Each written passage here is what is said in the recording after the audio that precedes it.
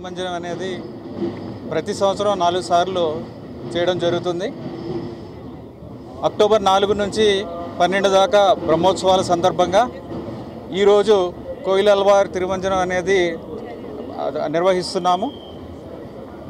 కోయిలల్వార్ తిరుమంజనం అంటే భక్తులు స్వయంగా ఆలయ ప్రాంగణము అలాగే గర్భగుడి అంతా శుభ్రం చేయడం అన్నమాట.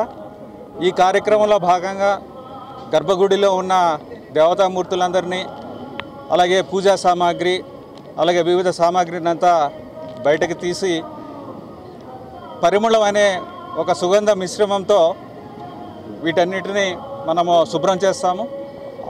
ఈ టైంలో మనము మూర్తికి స్వామివారికి తెల్ల వస్త్రం కప్పి ఉంచుతాము. ఈ కార్యక్రమం అయిన తర్వాత ఆ తెల్ల వస్త్రాన్ని తీసేస్తాము. ఈ కార్యక్రమం ముగిసిన తర్వాత స్వామివారికి ప్రత్యేక పూజలు అలాగే నైవేద్యాలు సమర్పించడం జరుగుతుంది. ఈ కార్యక్రమము 10 గంటలకి ముగుస్తుంది. ఓం నమో Venkateswara. For more videos like this, subscribe Big TV channel.